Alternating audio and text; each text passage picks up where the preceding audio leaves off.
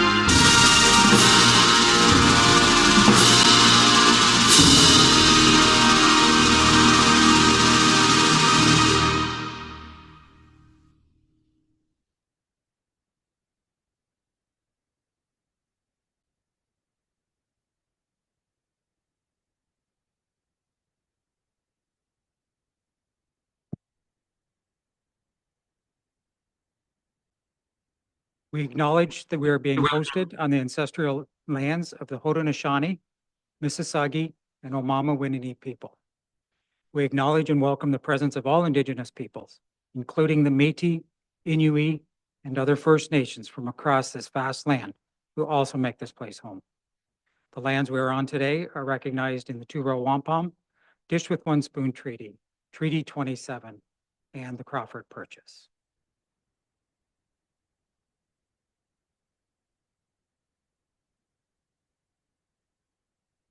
The next item is the adoption of the agenda, but we are going to bring two items forward from in the agenda due to just so we can it'll make it a lot easier for everyone that's attending. So the first one is the staff, and I'll just turn to the clerk because she has the wording for that motion. Thank you. Through you, Your Worship, the motion would read that the agenda of the December 11th meeting of council be adopted as amended to move item 8.1 staff introductions to follow item 5 and item 17.1 notice of motion to follow item 6 open forum. Thank you. Do I have a mover? Deputy Mayor Townend, so moved, seconded by Councillor Willis. All in favor? Motion is passed. So with that, could we have the motion is that the agenda for the December 11th meeting of council be adopted as Right, we moved. Okay, thank you. I was thinking it was two separate things. Next item, declaration of pecuniary interest or the general nature thereof. Does anyone have a declaration for this evening's meeting? Seeing none? Open forum. Staff, yes, we just did that. Thank you. It's a good thing there's so many people here to help me. So I'll turn it over to the CAO and the directors at this time. Yes, thank you, Your Worship. Prior to COVID, new staff used to be introduced at council, and with COVID and hybrid meetings and remote meetings, we kind of got away from that. So we're trying to bring that back. And so we are actually invited all staff who have joined the township in 2022 or 2023 to join us this evening. We do have a couple, and if I can ask their supervisor and them to come up, the supervisor will introduce them and their position with the town. I believe we have 3 people tonight. So first, Luke McDonald, Manager of Engineering and Environment.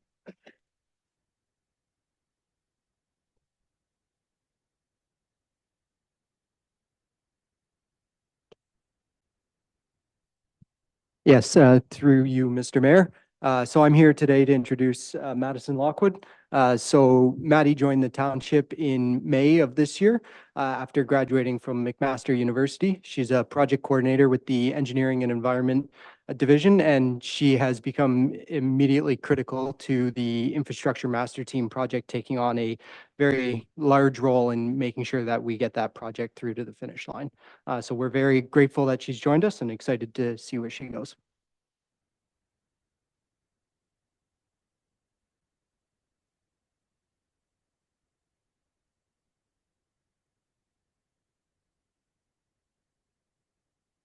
And I am here to introduce Daniel Todd, who is our information technology support analyst.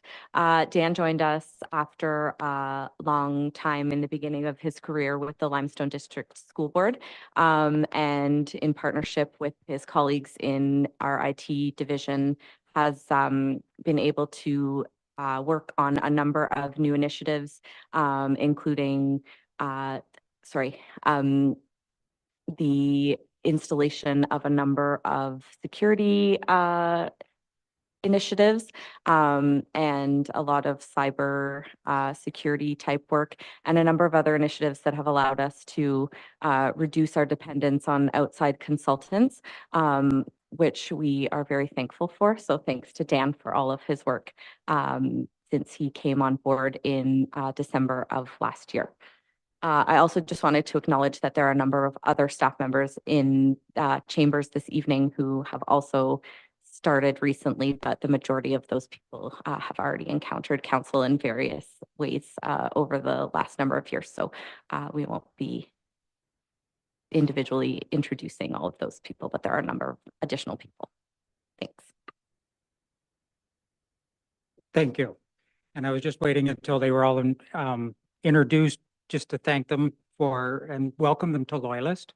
Of course, I believe Loyalist is a great place, and I'm glad to have great staff. And as you can see, all the great staff, I make use of them. They do help me.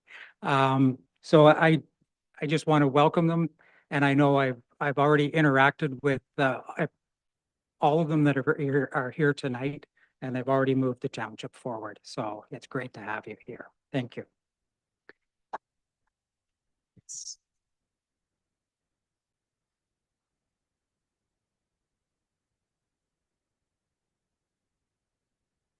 So now we will move to open forum.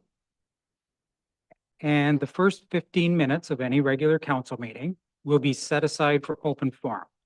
Any individual may address council to voice opinion on subjects of municipal concern, excluding matters subject to the public planning meeting under the Planning Act, and can only speak once for no more than 3 minutes.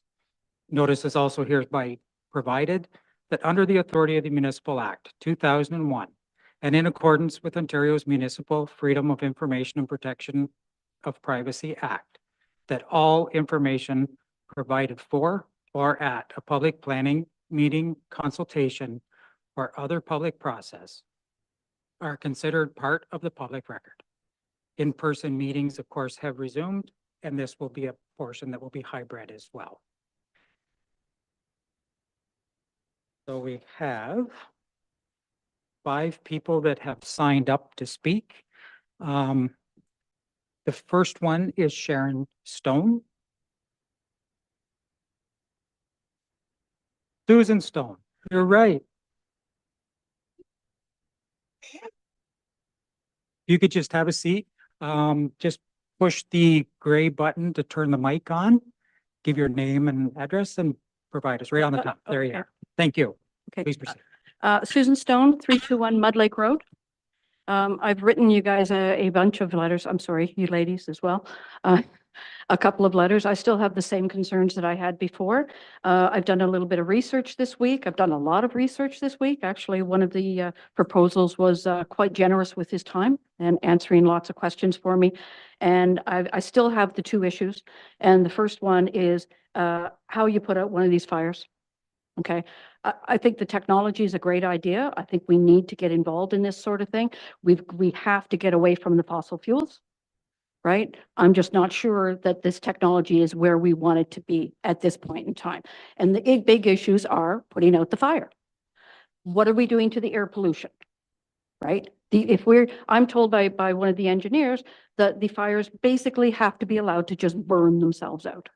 Now, what does that do to our air pollution? How far across the province, the country, the world is the air going to go, right? And what's going to happen to the health of the communities and what's going to happen to the cancer rates? We don't know. And that's a problem. How can we move forward if we really don't know what we're moving forward into? Okay. Thank you. The next speaker is Kevin Baird. And I forgot to mention that there is a timer on the screen, so we just ask you to respect the 3 minutes to all Will do. speakers. And it's already on, so just provide your name and. My name is Kevin Byatt. I live at 949 Simmons Road in Odessa.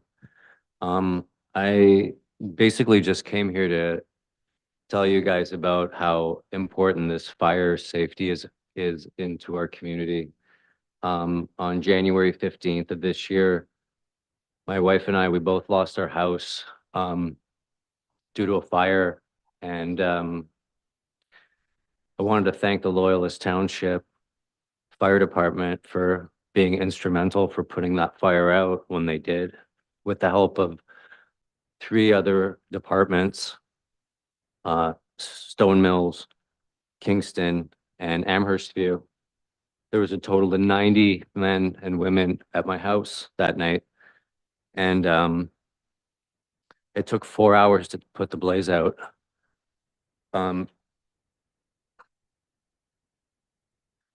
I think it's really important for people to understand the magnitude of fires and how it can affect a whole family and how you can lose everything in a blink of an eye. I'm sorry.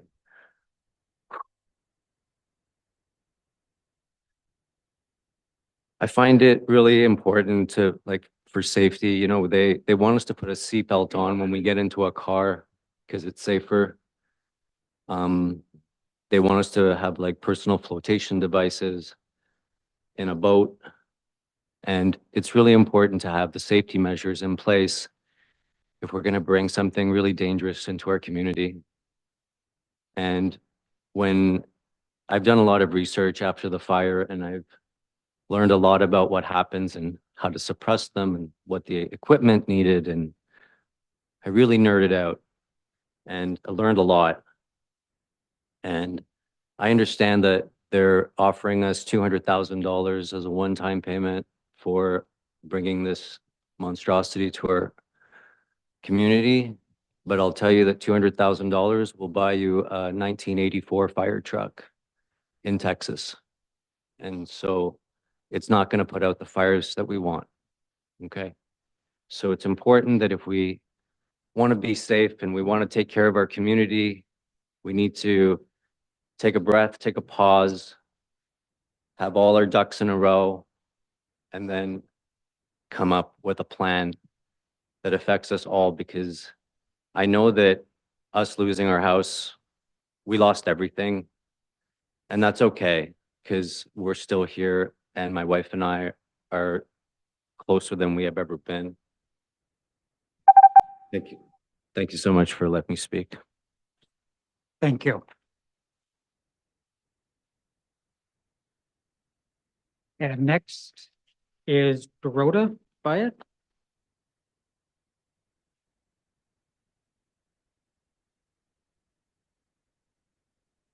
Hello, my name is Dorota Byatt, and I live at 949 Simmons Road. And as my husband said, we had a house fire in January. And I come here today as a concerned citizen. I don't have a long speech prepared, but I was present at the last council meeting, and I listened to the company reps. And I'm weary of greenwashing rhetoric and half measures meant to entice us. I think it's prudent to be wise to the scale in which these corporations use vast amounts of land for their profits. May I remind you that none of these investors of these companies care about the risks battery storage facilities pose to our community. These investors do not live here, and many of them are not even from Canada. We can say no, like Picton, Goderich, and Bruce County. Let's set an example to other small communities that our environment, pristine and perfect as it is, will stay that way. Small towns need to preserve their way of life at all costs in the face of globalist corporate greed that will swallow up every last bit of land on this earth to turn a profit. Soon, there will be nothing left. But wait, Loyalist Township will be the next to say no. And in doing so, years from now, people will travel from far and wide to experience its beauty. And of course, this is why each of us chooses to live here. We all do our part to be stewards of this land. Why? Because it's our most precious commodity. The key to a beautiful future is not to change with the times, hopping from one meme trend to the next, but to adapt and evolve. And this takes time. Company reps pitching to us with word salad meant to intimidate, confuse, and exhaust are simply not speaking our language. If something doesn't sound right, it's because it isn't. So what I'm trying to say is that we can afford to wait for a pitch from a company that will elevate and add value to our community rather than put its citizens at risk. When the time is right, all the boundaries set, protocols in place, and on our terms. Thank you. Thank you. The next speaker is Al Smith. Is Al? Mr. Mayor, he's online.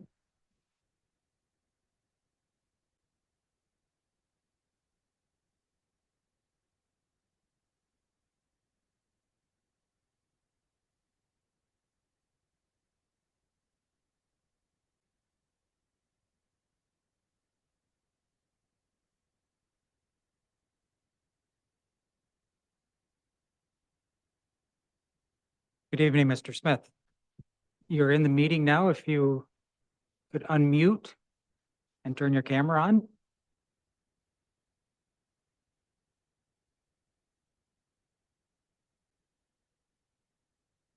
Can you hear me, Mr. Smith?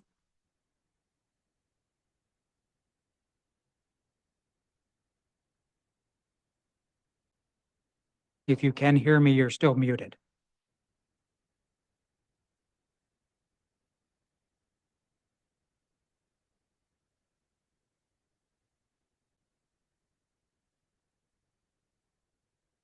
Mr. Mayor, I would suggest that you move on to the rest of the registered participants. We do have one other registered, so we can go to him and may be able to work out the technical difficulties. The next one is Philippe Abergel.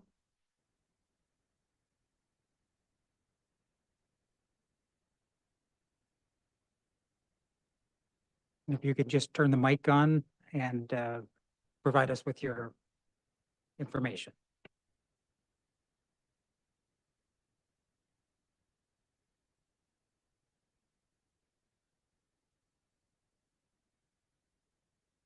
Thank you, Mr. Mayor, councilors, deputy mayor. I have requested that a presentation that I have shared with the clerk be shared on the screen here. My name is Philippe Abergel. I am a representative of Renewable Energy Systems Canada. I'm a director of energy storage development at the company. I've been with the company now for 13 years. And despite some of the suggestions today and that you may have heard, I quite proudly represent a company that and a business that strives to create value in communities, long-term sustainable value in communities, and elevate communities. And I'm quite proud of the work that I do. And I think that the project that we are proposing in Loyalist Township, the energy storage project that we're proposing in Loyalist Township, is one such project that you should consider and consider quite seriously as one that marries quite well with your values, your long-term development strategies, your principles, and those of your community, including those concerns, very legitimate concerns that were articulated so far today and which have been articulated in the past by other members of the community. If we can go to the next slide. Renewable Energy Systems Canada is a long-standing energy company with a long track record developing energy storage projects, including the first project in Ontario and probably one of the first in Canada. We've developed a large number of energy storage projects worldwide. We'll go to the next slide, please, if that's all right. What's important about the context of this project, and again, going to some of the points that were raised and concerns, legitimate, serious, valid concerns that were raised by your citizens and residents today, is the question about safety, security, preservation of the environment, safety and security and preservation of the quality of life of your residents, which goes to the point of why we selected this location for this particular project, which is quite unique from the other projects. And I believe strongly needs to be distinguished from those other projects, which unfortunately have acted as the fly in the ointment for the other projects, which you ought to be considering. And I hope you do consider for a resolution of municipal support. Our project is located on one property. It is located entirely on industrial lands. If we go to the next slide, please. This is the project, by the way, that is just north of Taylor Kidd Boulevard and to the west of Jim Snow Drive, south of the CN Railway, north of all sorts of and surrounded by all manner of industrial activity. This is a map that illustrates the ecological constraints on the project. There are none. No water sources, no wetlands, no streams, no forests, no woodlots, nothing that is of material concern or elevated concern. We can go to the next slide, please. I can't see my time. Do I have any idea, please? So I don't be cut off. Thank you. Here is the project location. Again, right in the middle of an industrial designated zone according to the official plan. This goes to our smart, intentional view of development and our concerns for yourselves, your community, and the residents. We do not want this project to be within stone's throw of any homes and people where they live. Next slide, please. This is a slide that illustrates, again, the zoning of the property that our project is located in. There is one residence within 2 kilometers of the site. One. If industrial activity is going to take place in Loyalist Township, my question to you then, Mr. Mayor, Deputy Mayor, and councillors, and to the people here today, where is industrial activity going to take place? And if this is an activity that is sanctioned by the province of Ontario, and we're seeing this growth in this industry worldwide, and the need to not rely on carbon-emitting fuels to generate electricity, where would this activity take place? Next slide, please. I'll just speak to here's my contact information. Am I being cut off? Your time is up. If you could just wrap up, please. Okay. I will add this. I hope the council has the wisdom to engage and speak to a professional, your fire chief, notably, and ask your fire chief what he thinks about the fire risk and safety risk to the community. I will also add that since I have had the chance to understand the nature of this concern to the community, we are also taking on, in addition to the financial commitments that we have made to the community and that will come from construction and operation of the facility. One last point. We will also undertake and will have undertaken to commit. You're over by. Thank you. additional funds to support Thank any you. fire services that need to respond. Thank you. I see Mr. Smith. Okay, he's unmuted. Mr. Smith, you're in the meeting now. Can you hear me? Yes, I can, and thank you very much. Ontario's Independent Electric System Operator, IESO, has determined that Ontario will be short of power as early as mid-2020, only a few years away.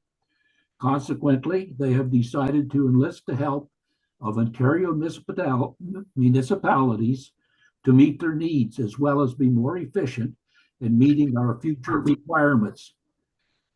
The result is a call for proposals put out by IESO to firms interested in the competition across Ontario.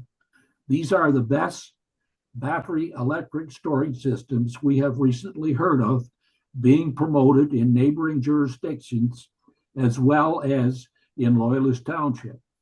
I would like to offer my support of this program and suggest that council do the same. However, I do not feel that council should approve proposals at this time. I feel that they should consider only projects accepted by the IESO. These will be the ones most in sync with Ontario's needs. In doing so, you will need to consider the needs of Loyalist Township 20 to 40 years in the future. I wish you good luck and thank you, Alan Smith, longtime resident of Loyalist Township. Thank you. So that's all of the registered speakers. Do we have anyone else in the chambers that wishes to speak to this item? Seeing none, we'll go to the virtual audience. If there's anyone in the virtual audience that wishes to speak to this item, if you could please use the raised hand feature.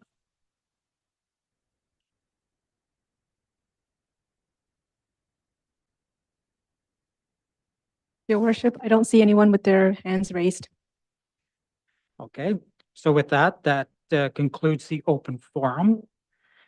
And so at this time, we will be moving the notice of motion forward, and we can deal with that at this time. So just for the sake of the audience, there are a couple of procedural steps that we have to take.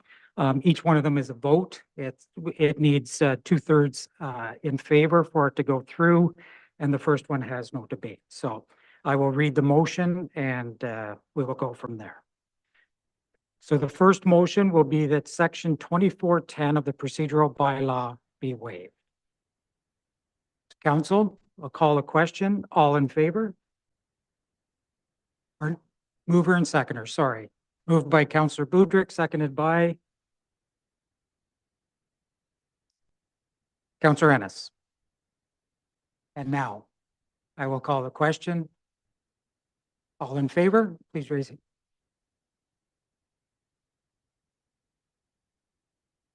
Yes, I will turn it over to the clerk for the recorded vote.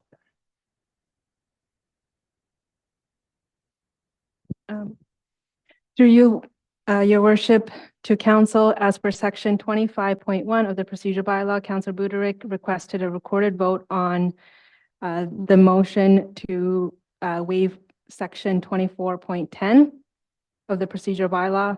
I will start calling out the names of each councillor. Please state whether you're in favor or opposed to the motion, starting with Councillor Budryk.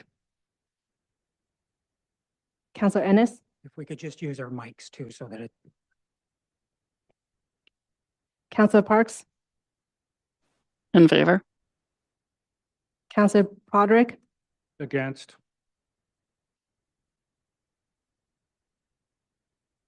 Councillor Willis.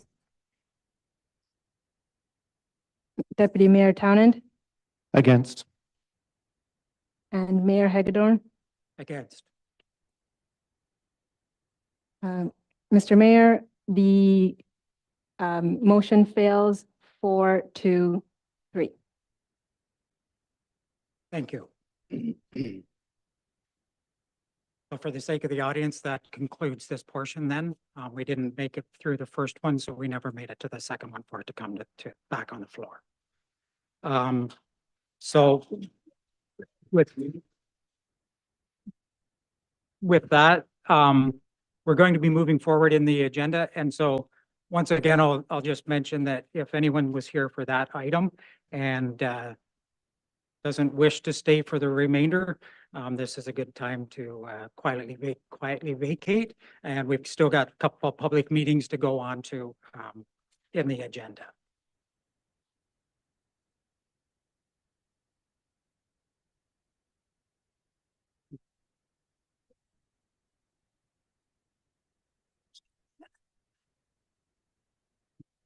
Sorry.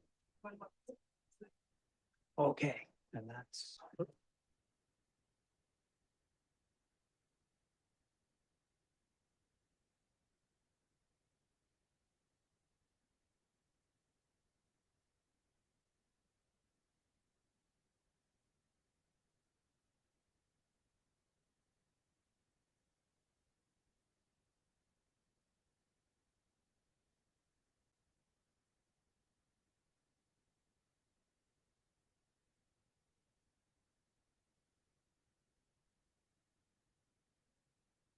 Okay. So we'll move on to the next item with 7.1, the public meeting for Cliffside Development, Brooklyn Fine Homes.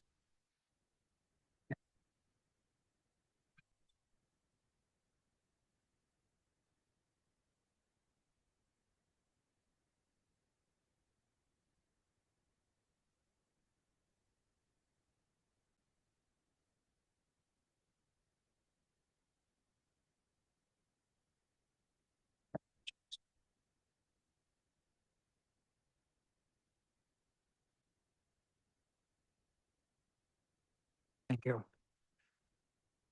So we'll move forward to the public meeting for Cliffside Development, Brooklyn Fine Homes Limited, official plan amendment D09-022-222, and zoning bylaw amendment D14-013-2022. So I see staff are here. Do you have anything more to provide?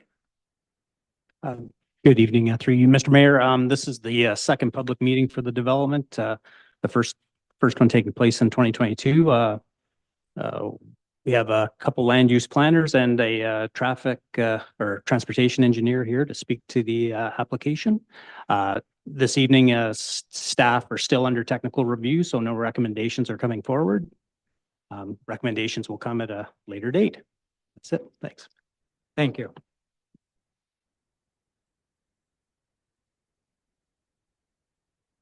So this time I will move forward to the consultants, and we have Camilla.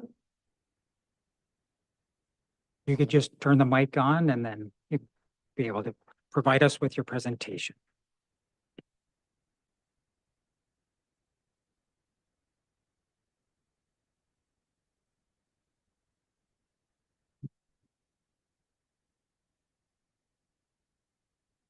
Can you hear me? Good evening, everyone. My name is Camilla Said-Canova, and I'm a planning consultant with the applicant Armitage Homes Limited.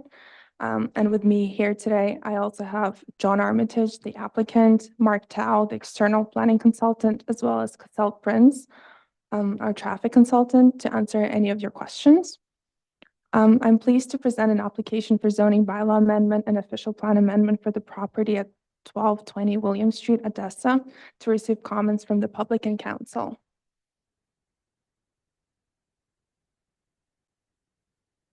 We held a public open house on September 8, 2022, and a public meeting on October 11, 2022. Thank you for those who attended. The common themes that we have heard are that in general, people are supportive of a residential development in Odessa and the form of housing we're proposing. While the main concerns were related to increased density, parking, traffic, noise, and blasting, we have addressed all those public comments in a separate document that was sent to the township with a second resubmission package.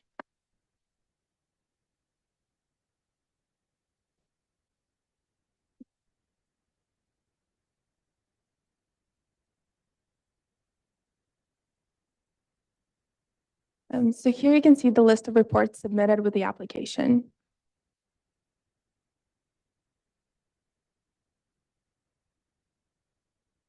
Just to give the context, the property is bounded by Highway 401, entrance and exit ramp 599 to the north, by County Road 6, and commercial use to the east, by existing low-density residential uses to the west and south. The slideshow shows the map with the aerial of the surrounding uses within a 600-meter walking radius, which is approximately a 10-minute walk. The image illustrates the proximity to commercial uses, mostly along Main Street, shown in purple, worship places in dark red, institutional in blue, and open spaces in green.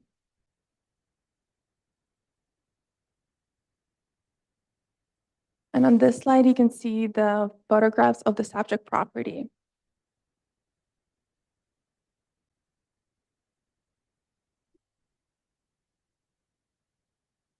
In regards to the policy context, the official plan designates approximately half of the property as commercial and the other half as low-density residential.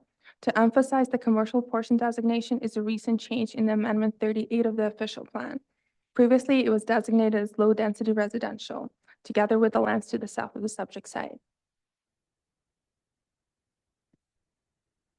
In the current zoning bylaw, the subject site is designated R1 residential type 1 zone. And the proposed designation is R5 to introduce a new definition. So on this slide, you can see the latest site plan and the changes that we have introduced since the last public meeting is the new access to the site, as well as the reduction in number of units from 51 to 45, as well as the increase of parking going from 80 to 90 parking spots, as well as the increase in landscape open space from 30 to 35%, as well as the road widening.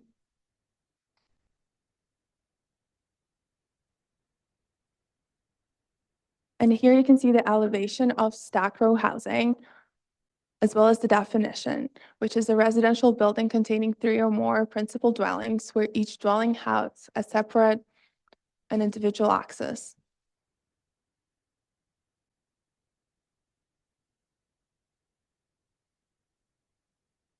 And here are some more architectural drawings and floor plans.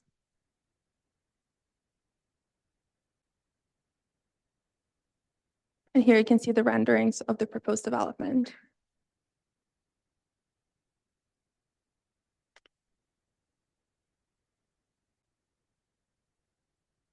To conclude, the proposed development is consistent with 2020 provincial policy statement because it provides alternative housing options, redevelops an underutilized site in the area identified for intensification, provides an appropriate range and mix of residential and open spaces, efficiently uses the land and resources, does not result in an economic extension of services, no public health and safety issues anticipated, as well as it protects the PPS natural heritage features and avoids hazards. In conclusion, the proposed zoning bylaw and official plan amendments are consistent with the Planning Act, the provincial policy statement, the County of Lennox and Addington official plan, as well as the Township of Loyalist official plan. The proposed development represents good planning. Thank you. Thank you. Council, any questions? Come forward at this time. Councilor Willis. Through your worship. Your last slide, you said that the plan is consistent with the township official plan and the county official plan, yet you're asking for a variance from the official plan and from our zoning bylaw. So how is it consistent yet not consistent? I'll ask Mark Tao, our external planning consultant, to answer this question.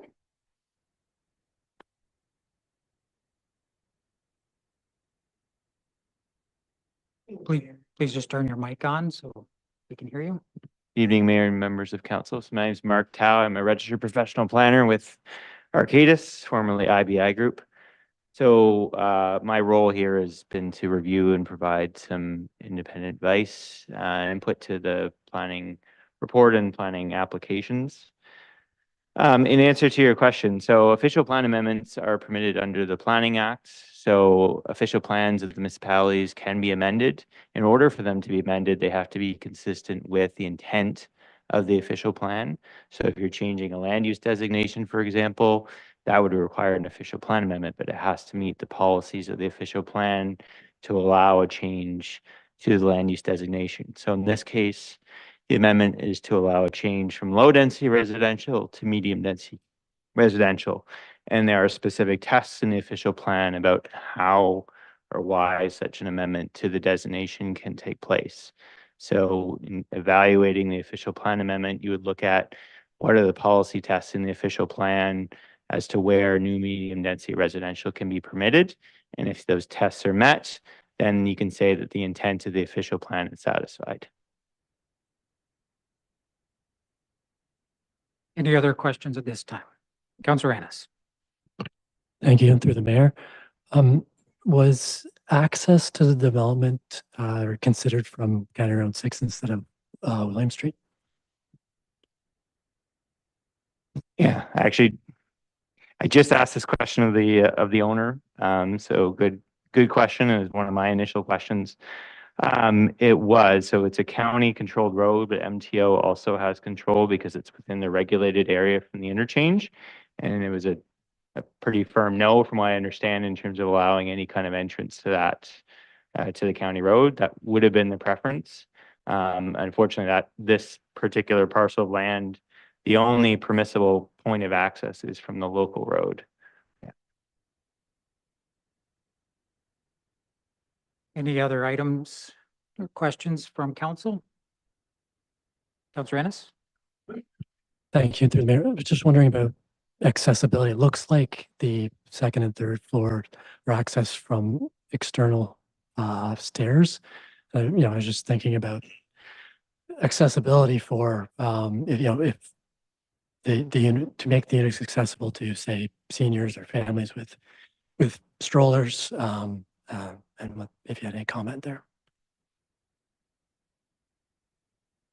So, this is the stacked townhouse design is a form, unless the grading allows, is a form that does require stairs for access up or down.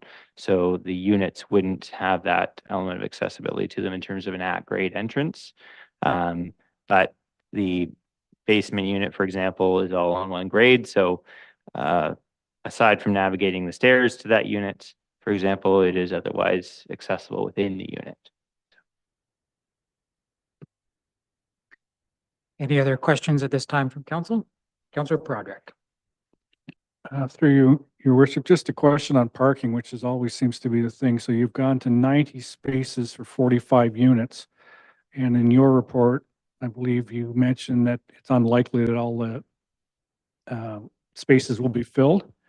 And in many cases, there's two-car families. And if, a young family might have three if they have a teenager.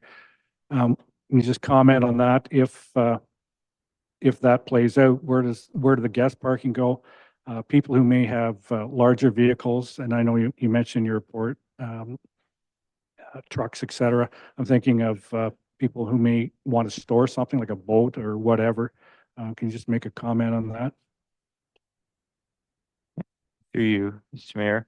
Yeah, excellent question. And I mean, we're sensitive, the developer is sensitive in this case to not having any kind of overflow parking on the street, particularly with winter parking restrictions, et cetera. So yes, I would say in traditional, single detached or even semi or townhouse dwellings, yeah, especially in Lewis Township. So give you a bit of background. So Arcadis IBI is the consultant planner for Napanee.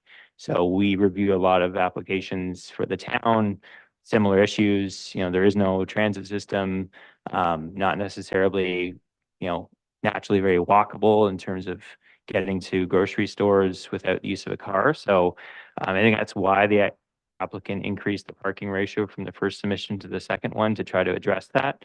That being said, having 2 units per, or 2 parking spaces per unit, based on the developer's experience for this type of housing, like the stacked townhouses, they did think it would be more than adequate, because their experience with this type of housing, and they've done other similar developments to this, is that it's rare for all the units to have 2 vehicles. And so there would be some allowance for visitor parking. This is also a condo development as well, so each of the spaces are going to be specifically assigned to each of the units. So when a person is a unit, they'll know they have 2 spaces and that's it. And there'd be limitations beyond that in terms of where they could park, so. Again, just to follow up through the mayor. So when, I know we're looking down the road, but when a person buys a condo unit, they would get 2 spots, or they would get 1 and they'd have to buy the second. Like, I'm just thinking, how do you designate an extra spot? So because the zoning bylaw requires 2 spaces per unit, I believe that's how it would ultimately be sold, is that there be 2 spaces per unit assigned.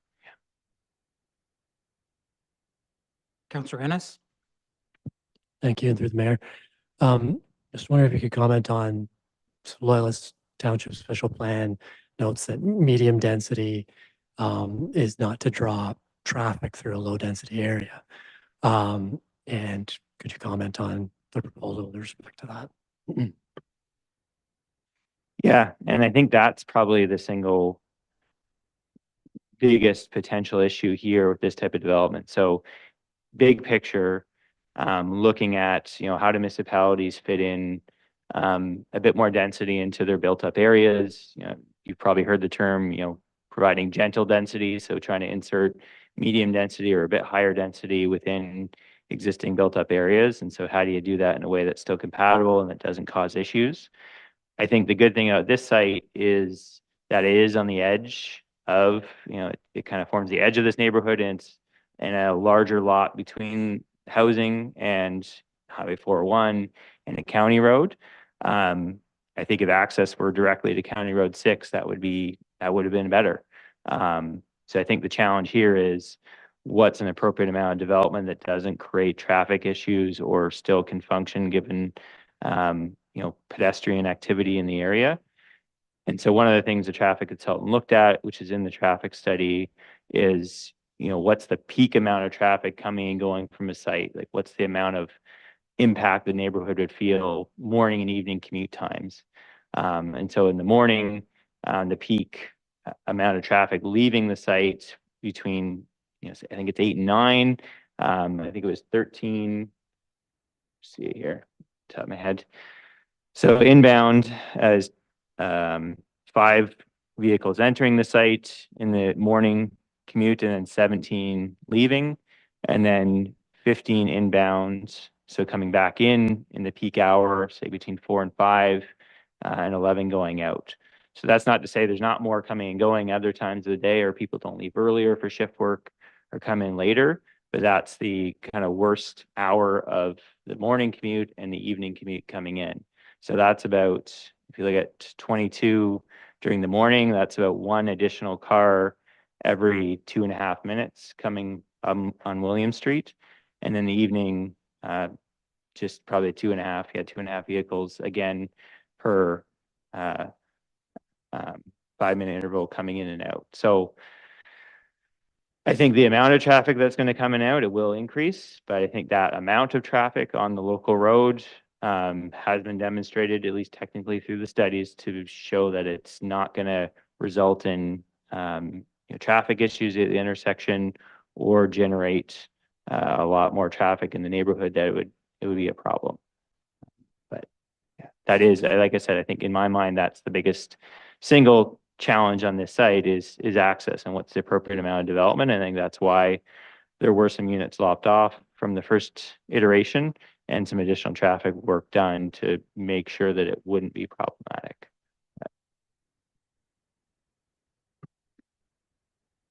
Councillor Willis. Through your worship, still on the traffic study, those assumptions that you use, are those both based on Odessa as a community? Or are they based on Ontario, Toronto, I find it surprising that the traffic would be that low when there's going to be 100 people living there and they've got to pay for the houses, so they're going to go to work. A good question, and actually I'll pass the answer off to the traffic engineer who is here. He can probably speak to it better than I.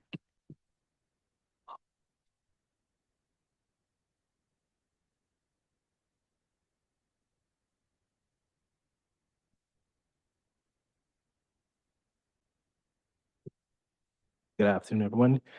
My name is Cassel Prince. I am from McIntosh Perry. I'm a registered professional engineer in the province of Ontario. Through you, Mr. Mayor and councillors, to answer your question, the way the traffic is generated is based on an accepted industry standard for specific land uses. So based on the type of residential that is going to be built, there is an accepted type of generation for that land use. In addition to that, the study itself has been peer reviewed externally to verify the analysis that has been provided. And that peer review has assessed that the trip generation used for the site is deemed appropriate. And the findings have shown that the traffic on the network can further accept any traffic generated by the site.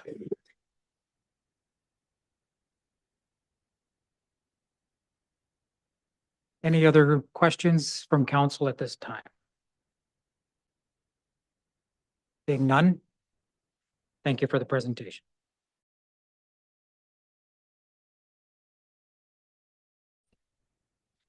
That completed your presentation?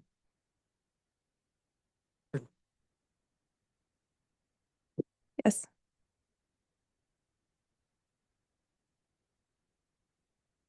Signed up for to speak, and when we call out your name, just ask you to come up, turn on one of the mics, and please provide your name and provide us with your information.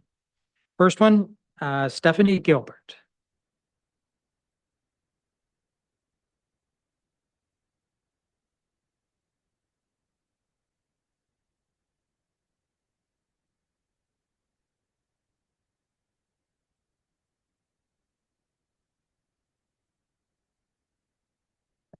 My name is Stephanie Gilbert. I live at 27 William Street. Have been there for close to 40 years.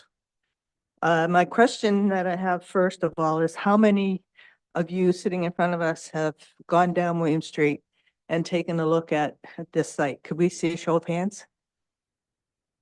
Perfect. So you know what we're talking about.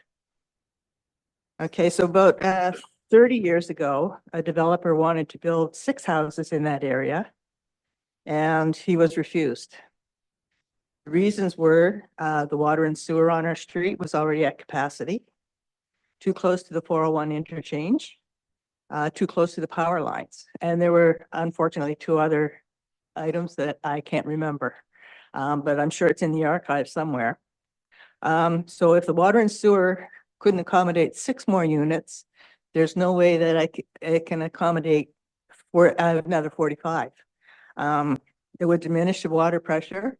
It would put a lot of stress on the infrastructure.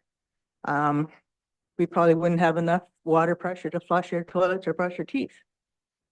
By constructing a parking lot underneath and a fence around the lot would restrict Hydro from being able to check the lines.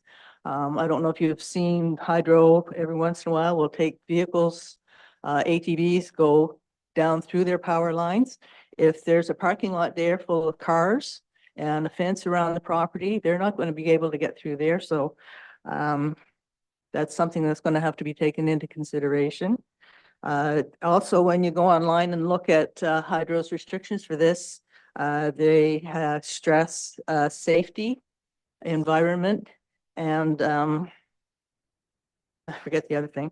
Anyway, there were 3 items that they basically safety and environment were the main things. Oh, and health was the other thing that they stressed. With regards to the 401 off-ramp, that's still there. In the past, this past summer, there were 2 multi-vehicle accidents there where 3 or 4 vehicles were involved. All it's going to take would be one of those vehicles in an accident like that where somebody runs a stop sign to end up pushing one of those cars right down into either the building or the parking lot, causing some damage. So basically the ramp, the power lines, the existing 50-plus-year-old water and sewer are all still there, and there have been no upgrades done. So that just doesn't make sense. The other thing is the proposed amendment to the size of the easement, or sorry, changing the size of the property to allow for this to fit in there means that the units are already too big for the area. Increased traffic on the street, as much as what they say, just their word doesn't make sense. You can sit there and you can watch cars go up and down that street all the time. 15 cars leaving for work in the morning from a unit of 45 people, with 1, maybe 2 people from each unit trying to go to work between 8 and 10 in the morning. You're going to have a heck of a lot more than 15 cars going up and down the street. Our street is extremely narrow. Mr. Stevenson will know that trying to get a fire truck down that street, if there's cars on the side of the road, it's not going to happen. If a garbage truck was to meet a UPS truck, they would have to back up into somebody's driveway in order for them to get through. There just isn't any room. When there's a visitation at the funeral home on the corner, cars will park on both sides of the street right close to the stop sign so that you can barely get through. It's a bottleneck. So, that's not going to happen. During winter time, when there's a snowstorm and the snow goes to the sides of the roads, our street becomes even narrower again. There's just absolutely no room for maneuvering there. Basically, what we're seeing is big money trying to cram urban sprawl into a small area in a designated low residential area where it's for single or double units. We're not big city. We're a small area. We're a rural area, and we don't need to have all that crammed in there.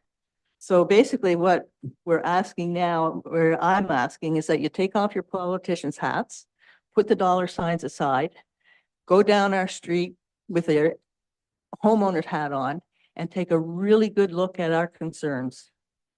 Okay? If you lived on that street and you had no houses around you, and then all of a sudden somebody wants to put 45 units in there, putting potential of 90 more cars on our street. I don't care what they say, it's going to put 90 more cars on our street. It's just not going to work. It's not, would you like to have something like that put in front of your house, ruining your neighborhood? It's a small area. It's a very small part of Odessa. There is lots of other areas in there where they could build their big units if they want to put big city in Odessa, but it's not our street. Thank you.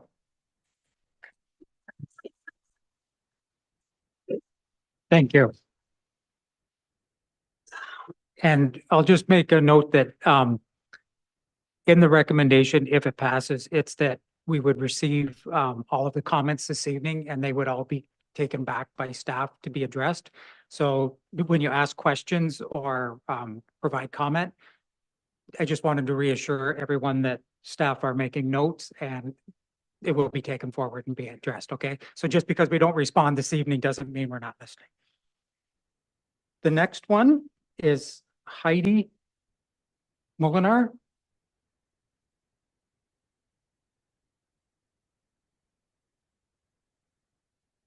Hello, Mr. Mayor and Council. Thank you very much for the opportunity to come over and speak.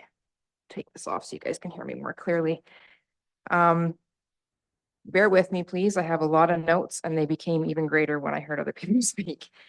One of my questions was answered actually by the developer. All the communication we've had from the very beginning is that it's 3 levels. It's become very obvious to me it's 4.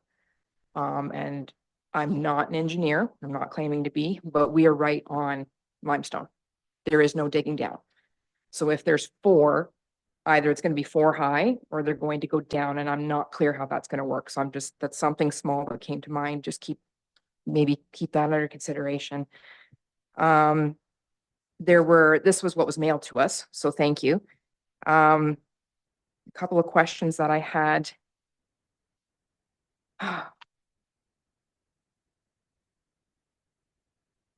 There was a point on there that said there was relief from provisions through a law to allow loading space and garbage bin. So I was wondering how that would affect safety, because I'm not sure, it's not clear to me from the diagram that was provided to us where that's going to be. I think you heard Stephanie say that if a delivery truck and a garbage truck goes down there, so I'm just thinking about safety, about people walking their kids and their dogs and stuff. I myself have 2 dogs and I walk William Street on the regular, jumping onto the side quite often, especially around that corner. I see in the redone, let me start over. I'm a little bit frustrated because there were a lot of points that came to mind, so my brain's a little bit scrambled. The developer did their very best to come in and dot their I's and cross their T's and do the bare minimum by bringing the parking spaces up to meet your bylaw. I'm a little concerned because the nature of any of the concerns that we raised last time, so please make sure that you do refer back. I know it was a year ago. I know it's a long time. All those concerns still stand. The developer has, or whoever's putting the proposal forward, they've done the bare minimum, but none of it addresses any of the major issues. The reports that Camilla mentioned, all the traffic report, everything, have they been updated since they were done? Or are these the same reports that were presented to council in 2022?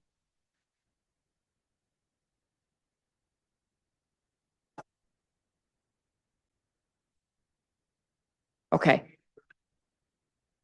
Okay, so for instance, okay. So for instance, the traffic numbers, I was listening carefully, and the traffic numbers, I believe, were the same ones that were given to us a year ago. As we pointed out then, and I'll mention it again, they said, oh, don't worry, we did an actual count. First of all, I think you've heard it from Stephanie, that's not accurate. I live on that road. I've been working from home. I see the traffic flow. Second of all, the count was done during COVID. Of course, there aren't very many cars. Nobody was going anywhere. So it just doesn't make sense to me for that. Also, something that Camilla mentioned was that the general feeling from a year ago was that there was support for this.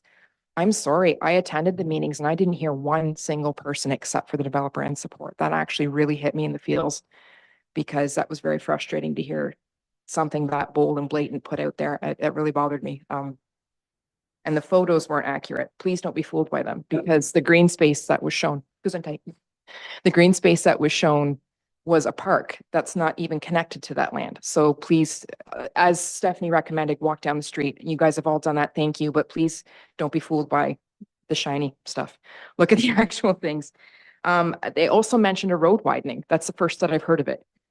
So is there a road widening taking place that we don't know about?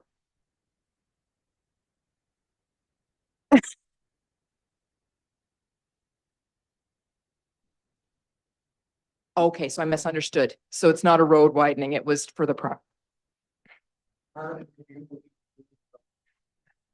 reviewing the road and everything, but I think.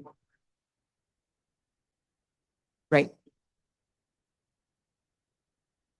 Okay, so then something else for consideration as you've all been down the street. If you notice, there isn't very much room on William Street. If there's a road widening, it's going to be cutting right into people's lawns.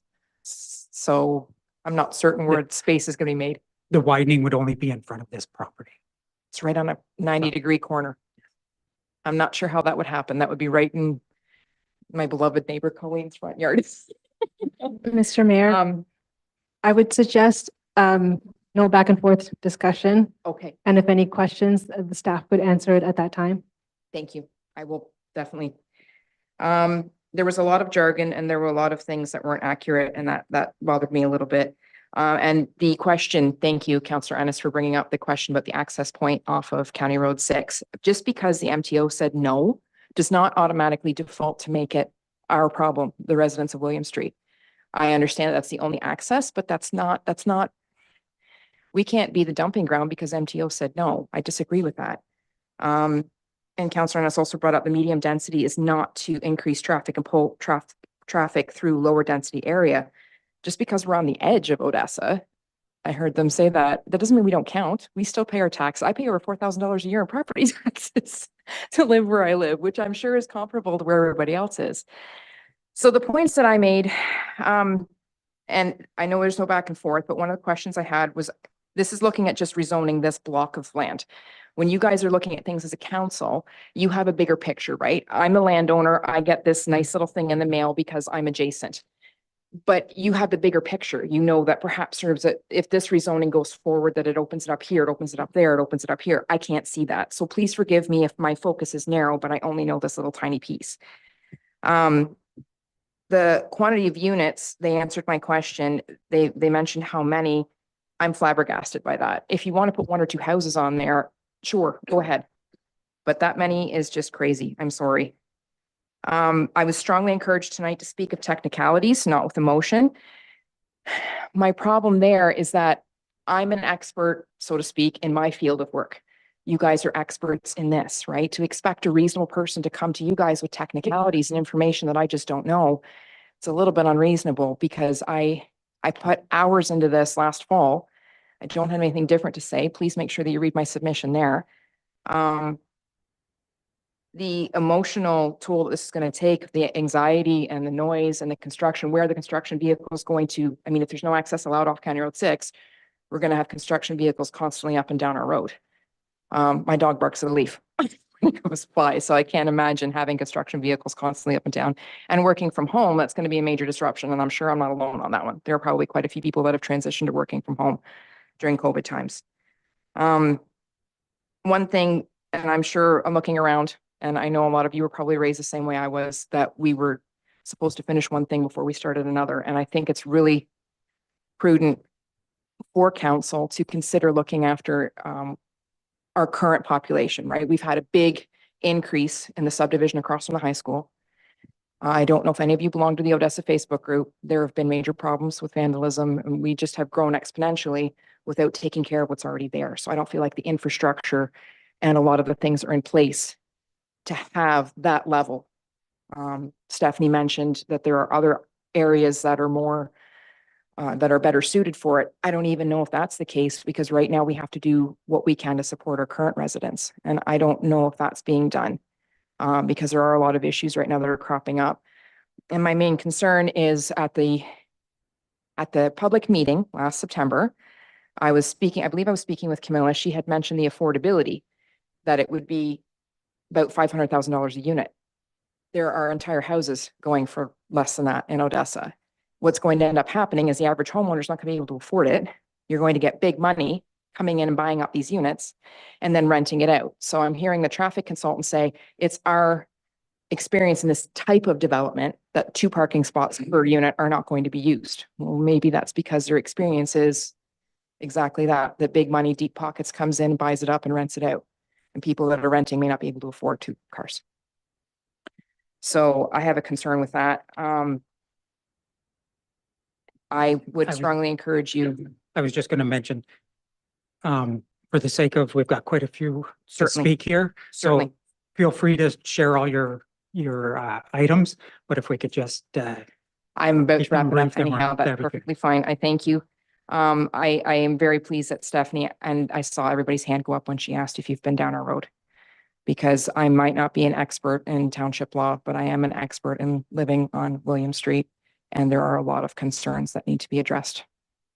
Thank you very much for your time. Thank you. So the next speaker is Amy Offord.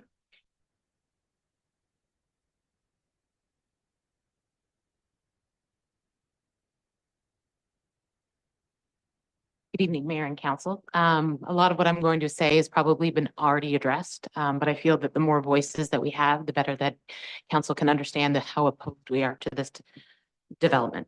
It was interesting, you did address the road widening, which was, as the others had mentioned, new news. I don't understand how you can widen just in front of the development and not the rest of our street. As mentioned by Stephanie, water and sewer is a major concern for the residents of this area. As she mentioned, it has not been updated in 40 years. And adding however many people to that, I don't think is prudent. I also wanted to bring forward garbage and recycling issues. I didn't see any places in the proposed development for bins for recycling garbage. How is the truck going to get in and out of that area? They have a hard enough time going down our street as it is. Also, how many people are expected to work on this site and where are they to park? We already have a parking issue when, as Stephanie mentioned, when there's a funeral at the funeral home, and you are going to have how many people parking on a street that has no sidewalks and is very narrow. The original report mentioned excavation, but as also mentioned, we are on limestone. Will there be blasting? What does that mean for the surrounding areas and the surrounding homes? Will I suffer damage? Who's responsible for that damage? Snow removal, also another issue. Streets are narrow. It's been mentioned many times that the street is narrow.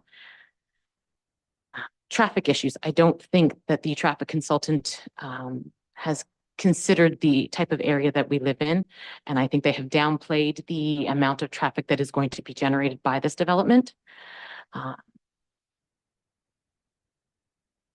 just can't see how that's possible. Heidi also mentioned that we are having issues in the new subdivision, which we do not want to transfer to our neighborhood. There's vandalism in the new subdivision at the park. I have 3 young children. I don't want that. Hydro lines. Already been mentioned. And lastly, safety. I'm concerned for the safety of my children with the amount of traffic that will be on that street. They ride up and down that street on their bikes, on their skateboards, they walk. The addition of this building or buildings, I don't feel that my street will be safe for them to play. I chose my home for a reason. I chose my home because it is in a quiet residential neighborhood where they could play. Thank you.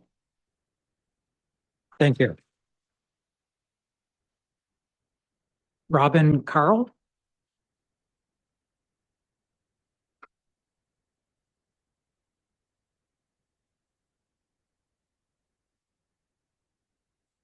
Hello, everyone. My name is Robin Carl. I live at 3 Williams Street. I'm just going to read off what I have here because I'm very nervous. I just want to state that I oppose the amendments for this site to redesignate from low density to medium. I also oppose a new definition for the stacked row dwelling house. Relief from the provisions of a through lot to allow for loading space and a garbage bin. The new proposed development does not address the fact that William Street was not set up to handle that kind of traffic.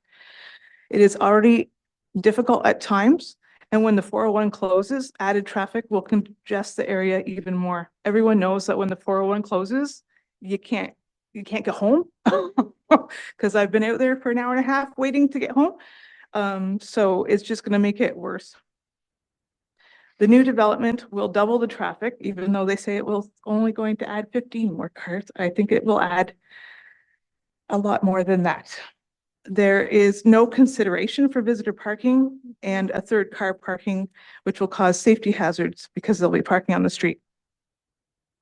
A light would be needed on County Road 6 and the 401 ramp and at the Factory Street and Main Street.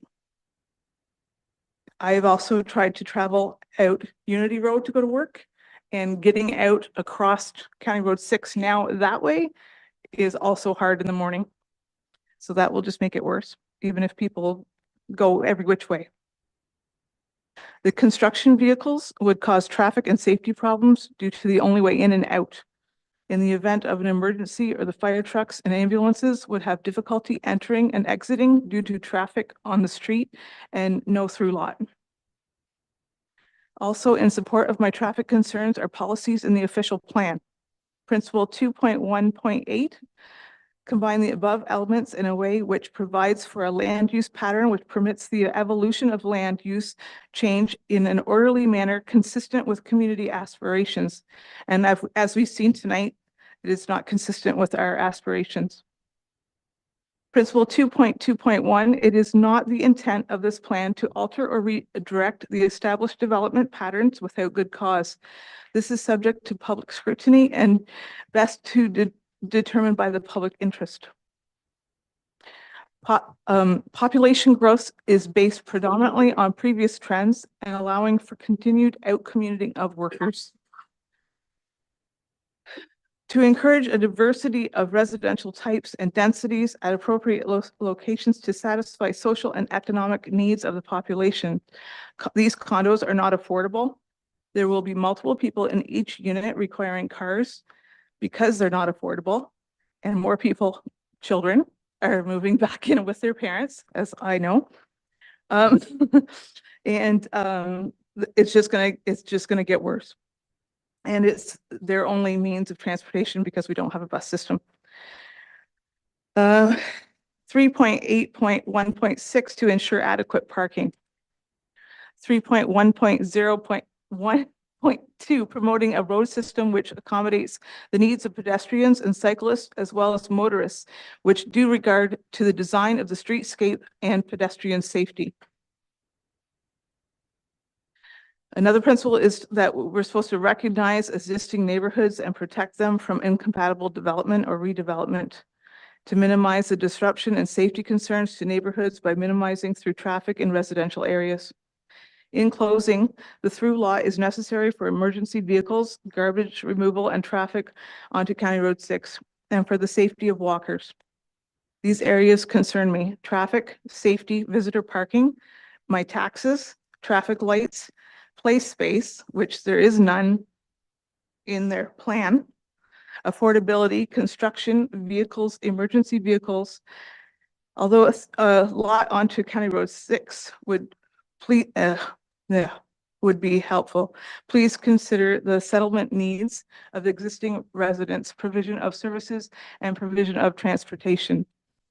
I'm also concerned about the traffic from the funeral home is already, like, I've already had to turn around and go another way home because it's on both sides of the street and you can't get through now.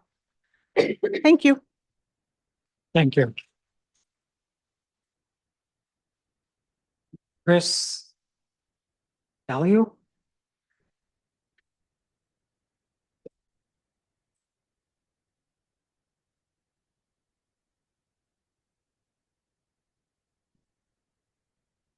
Thanks for having me. How are you doing? How's that?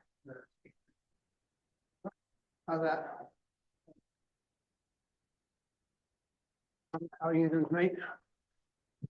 I don't want to say anybody, one person is worse off than the others on this case. I think we are probably as bad or worse than anybody. We are at 22 William Street.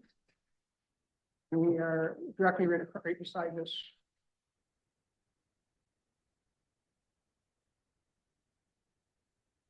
Better? That better? How about we roll? Yes.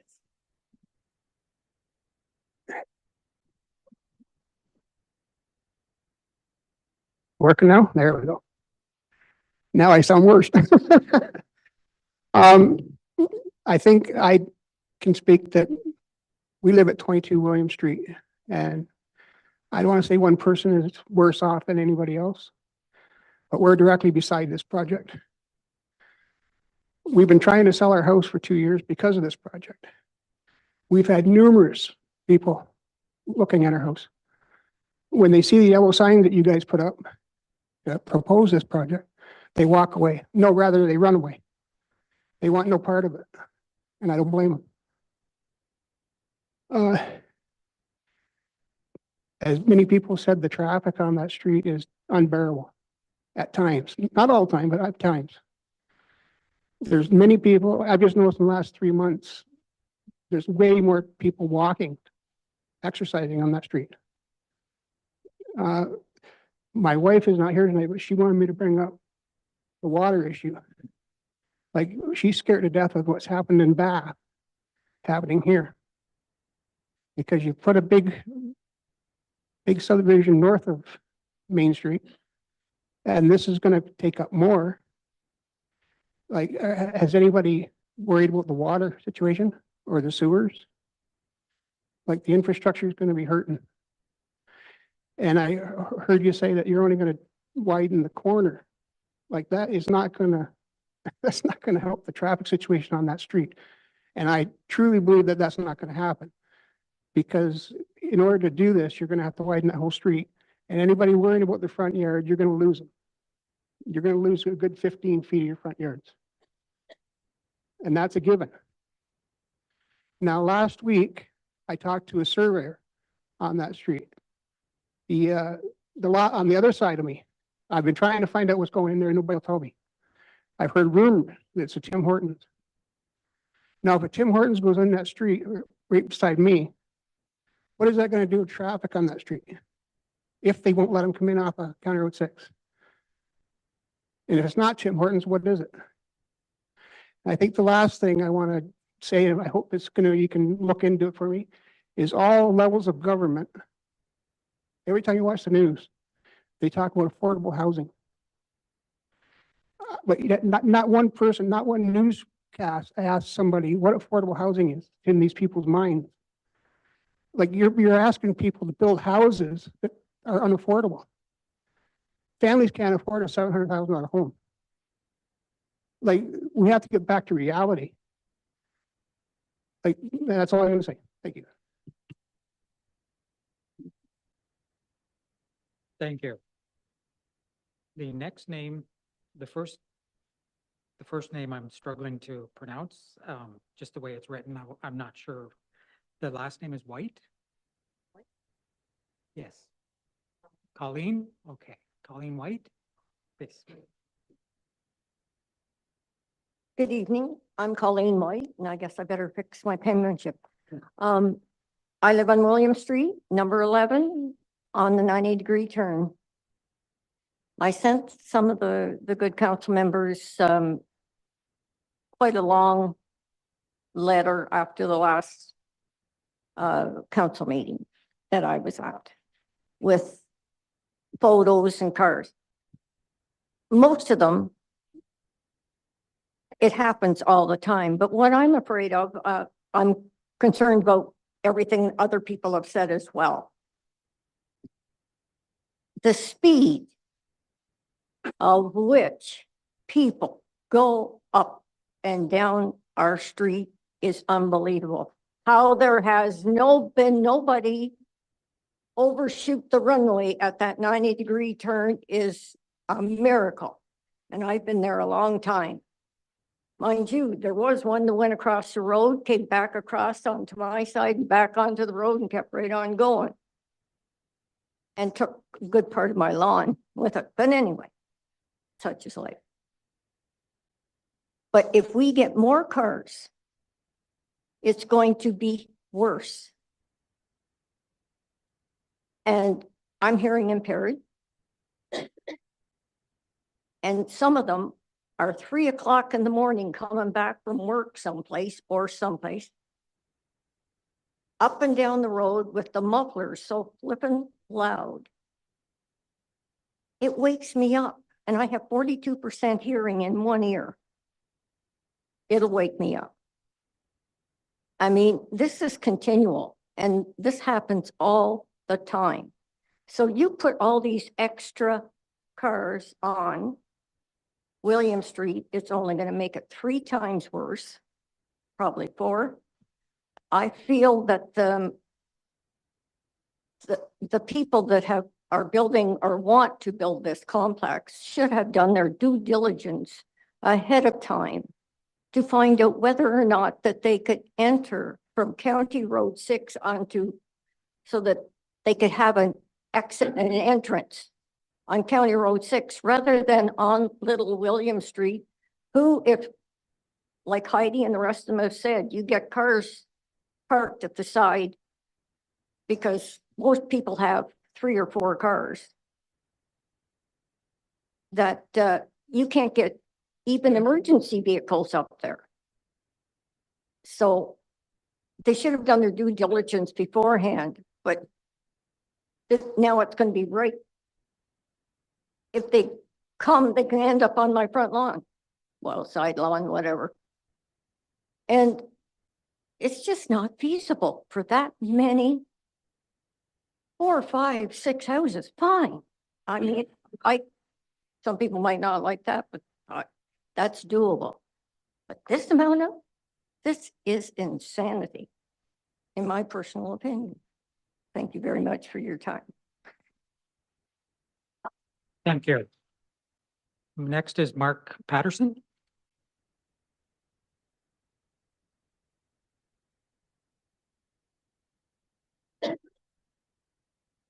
Good evening. I live at 6 William Street, right across the road from Colleen. I would be two doors down from the development. Like the rest of the community that's spoken, my big concern is the traffic congestion that we would see. And as has been mentioned, when there's a funeral at the funeral home right on the corner, your ability to see down the street to pull out on Highway 2 is very, very limited. It's going to be that much worse when you get traffic backup and people are getting anxious. People are turning around to go out Factory Street or an alternate route. It's just going to be mayhem. I have a half-acre property. I cannot build anything in my backyard because of a hydro easement. They're proposing this development right below that hydro run. I don't know how they can do that when I can't do anything with my backyard. So that's another concern. Again, the utilities, water, sewage, that will all be an issue. A lot of the culverts are decrepit. We have overflow buildup all the time, causing pooling across the road. So additional runoff from that cleared area is going to make that even worse. So I'm with the rest of the community. Long-term resident on William Street. We love our little neighborhood. Thank you. Thank you. And the final one is Wayne Easterbrook.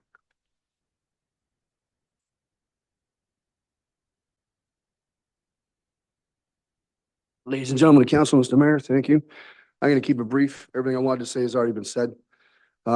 Just a couple questions. With the new development off of Potter and the increase in police presence and everything like that, has consideration been taken into how much more the council is going to have to budget for the OPP to police a condo development that's going to be on our street that's going to double our population overnight, and it's going to more than double the vehicle traffic?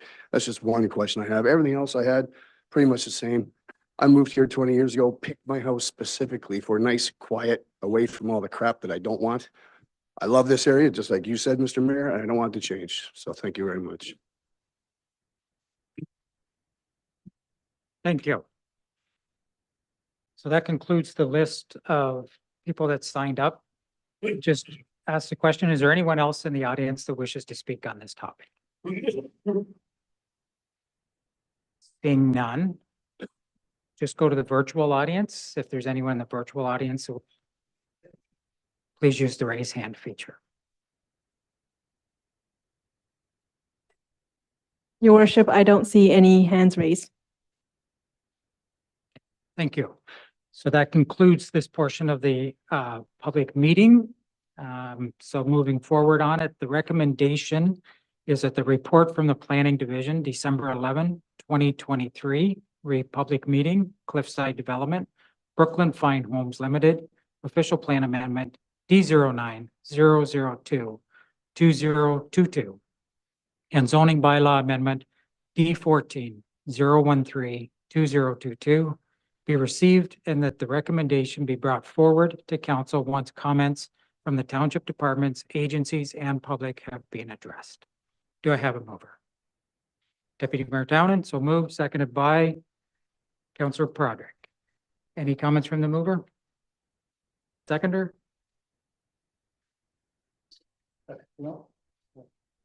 The only comment I would have, it's unfortunate that other levels of government aren't open to different thinking on the entrance to this, and I'll just leave it at that. Thank you. Any other comments from council? Seeing none, go back to the mover. Final comment, none. Call the question. All in favor? Motion is passed. The next public meeting, and if anyone wishes to leave that was here for this one, feel free to do so.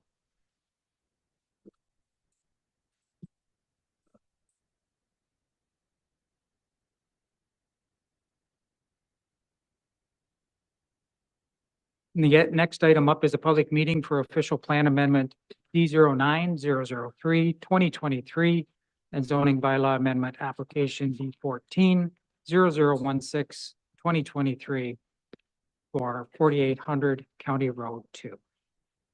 I see staff are here. Do you have some information to share at this time? Through you, your worship, I would be giving a quick overview of this application. This is official plan amendment and zoning bylaw amendment application for the subject property located at 4800 County Road 2. It should be noted that at this point, this is just an information report and staff have no recommendation. We would be getting public and council comments. Take a note of that and try to address in the upcoming reports. It was noted that Alex Adams, the planning consultant from the Boulevard Group, would be giving a quick presentation on the matter. So I'll be giving the stage to him. Thank you. Thank you. Just, are there any questions for staff at this time from council for clarification? Seeing none, thank you. We'll go to the consultant, Mr. Alex Adams.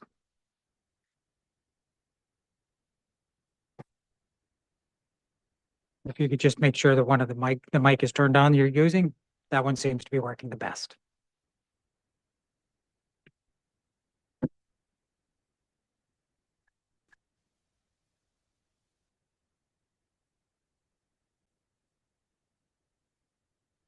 Good evening, your worship, councillors, staff, and any members of the public which are still here. My name's Alex Adams. I'm with the Boulevard Group. I'm here representing the owners of the property tonight. I'm going to give a brief presentation on the property at 4800 County Road 2.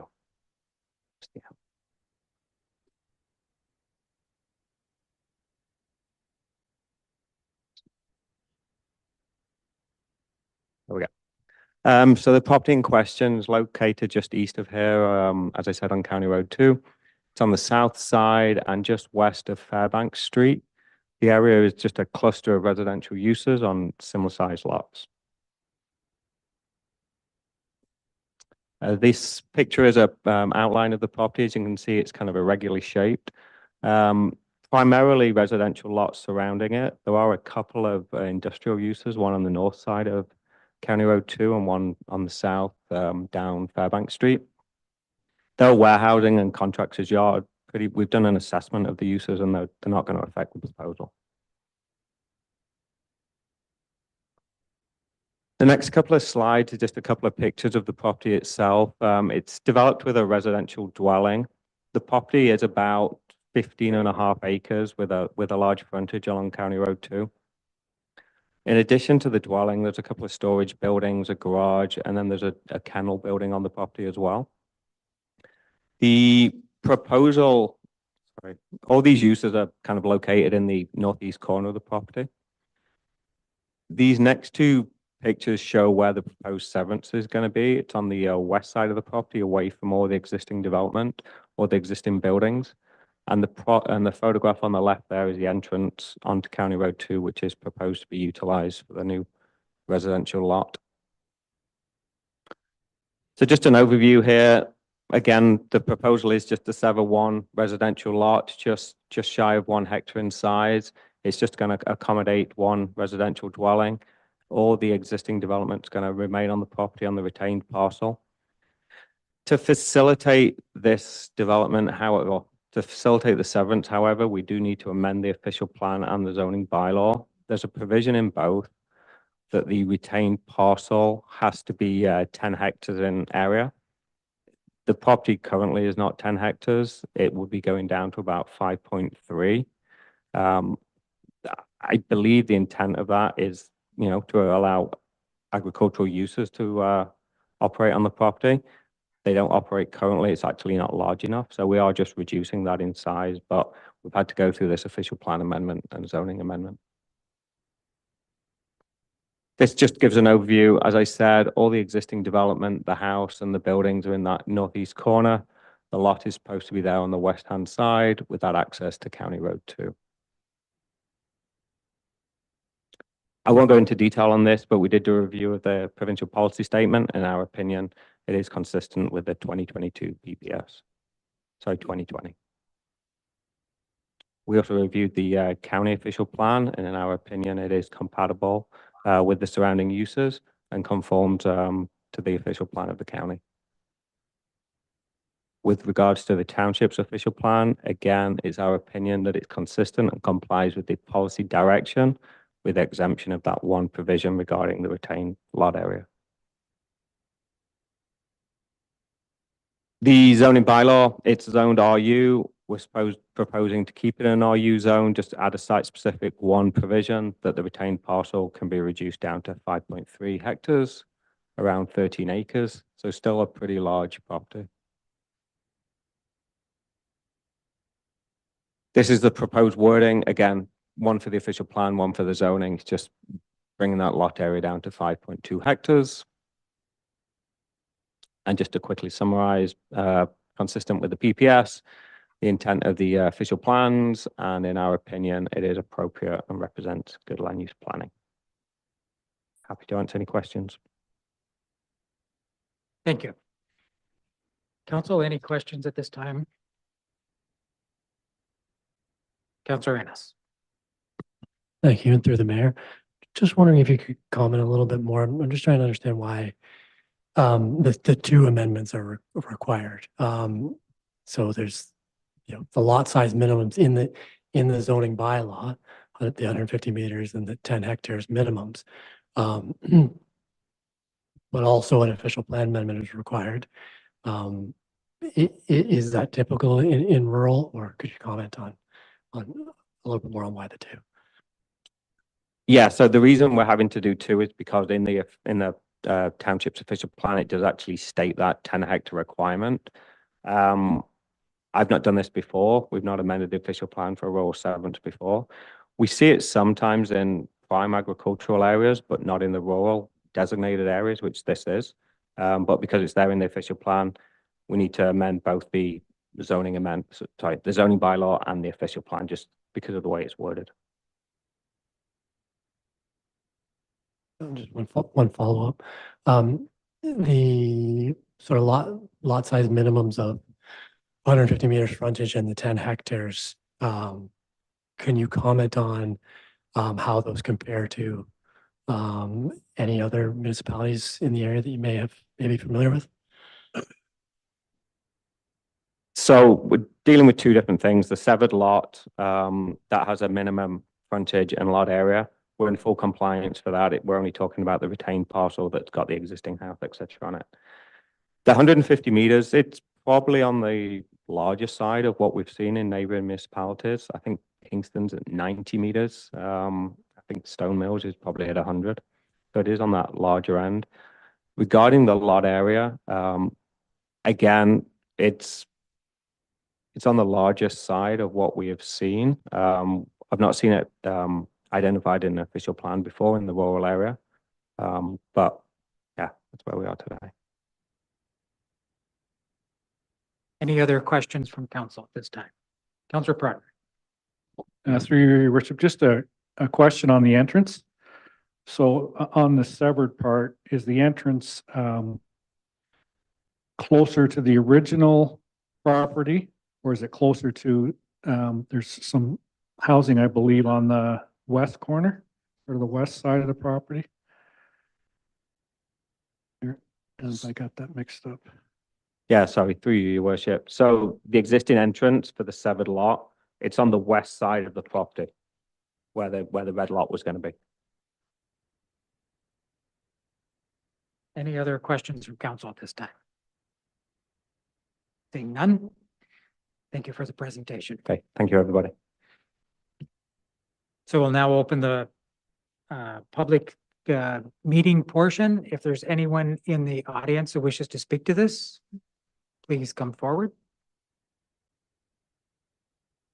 Seeing none. If there's anyone in the virtual audience who wishes to speak to this, please use the raised hand feature so you can be brought into the meeting. None? That concludes the public meeting portion of this then. So the recommendation that goes with this is that the report from the Development Services Division, December 11, 2023, read public meeting, official plan amendment, D09-003, 2023, and zoning bylaw amendment application D14-016, 2023, 480 County Road 2, be received and that a recommendation be brought forward to council once the comments from the township departments, agencies, and the public have been addressed. Do we have a mover? Councillor Broderick, so moved, seconded by Councillor Budrick. Mover, any comments? Seconder, any other members? Seeing none, call the question. All in favor? Motion is passed. That brings us to confirmation of the minutes for the 21st session of council, November 27th, 2023. Any errors or omissions noted by council? Seeing none. The recommendation is that the minutes of the 21st session regular council meeting held on November 27th, 2023 be adopted as circulated. Do we have a mover? Councillor Willis, so moved, seconded by Councillor Parks. Any comments? Anyone else? Call the question. All in favor? Motion has passed. Minutes of the September 14th, 2023 meeting. Any errors or omissions noted by council? Seeing none, the recommendation is that the minutes of the committee of the whole meeting held September 14th, 2023 be received. Do we have a mover? Councillor Broderick, so moved, seconded by Councillor Willis. Any comments? Any of the rest of the council? Call the question. All in favor? Motion is passed. And the minutes from the December 4th, 2023 meeting. Any errors or omissions noted on this one? Seeing none, motion is that the minutes of the committee of the whole meeting held December 4th, 2023 be received. Do we have a mover? Councillor Willis, so moved. Deputy Mayor, seconded. Any comments? Call the question. All in favor? Motion is passed. Corporate Services Department. Multi-year accessibility plan.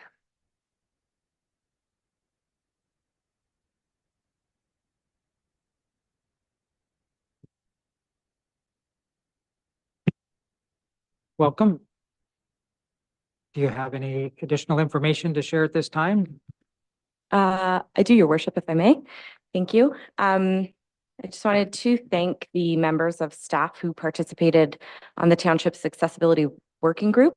It was chaired by Angelique Cardinal, our Deputy Clerk, who is one of the staff members I alluded to earlier, who has started with the Township over the last couple of years. And Angelique started with us in May of 2022 and hit the ground running with some accessibility work. Also want to thank the members of the county's Joint Accessibility Advisory Committee who reviewed and provided feedback on the draft plan, as well as members of the public who took the time to respond to the engagement survey that we put out. So the plan summarizes the 5 standards and key actions undertaken 2018 to present, as well as those planned from 2024 to 2028. And Angelique and I are happy to answer any questions that council may have. Thank you. Council, any questions at this time for staff? Councillor Broderick. Thank you, Your Worship, and through you, a couple of comments and then a few questions. So some of the things, and I'm just repeating what you've already written, but I like the idea of a more concise presentation of the document for residents, because let's face it, many people aren't gonna read through, not a lengthy document, but, and again, on, page 47 of the document, just the idea of the checklist for people who may wish to use facilities. It's great. A few questions, I guess. Can you at some point provide data from September with the new accessible transit, whatever to this point where we're sitting in terms of how many uses more than anything? I'd just be interested in that. Are accessible listening devices in here right now available? They are. Oh, great. Okay. I'm not to that stage yet, but I'm getting close. And then closed captions for meetings. So would that appear after the fact, or would that, like, I don't know the technology there. Anybody want to take a stab at that one? Yeah, through you, your worship. It is actually functioning right now, the closed captioning. It doesn't capture the exact words precisely, but if someone was to turn it on right now, they would see the closed captioning. But immediately after the meeting, like tomorrow, we will be going through and making sure that names are pronounced properly and terminologies and things like that. So yes, we are working on that, but it is available. Okay, great. There was something that mentioned upgrading of bus stops in the report somewhere. Is that 100% Loyalist Township, or does Kingston Transit pay any of that bill?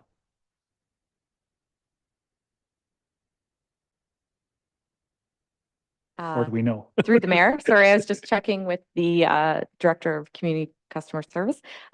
It's the township who's responsible for the bus shelters. Fair Thank enough.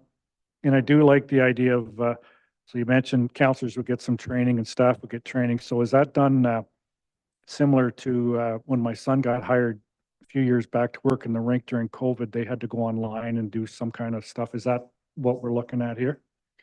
Yes, again, through you, your worship, that is part of the onboarding process with new staff. New employees do have to do their training through for AODA and customer service and through the human rights as well. So that is, but we want to do some refresher training. We think it's really important for employees who have been here a while to be refreshed on that and any new legislation. And we think it's really important to roll that out. But yes, even our volunteers have to be trained on AODA.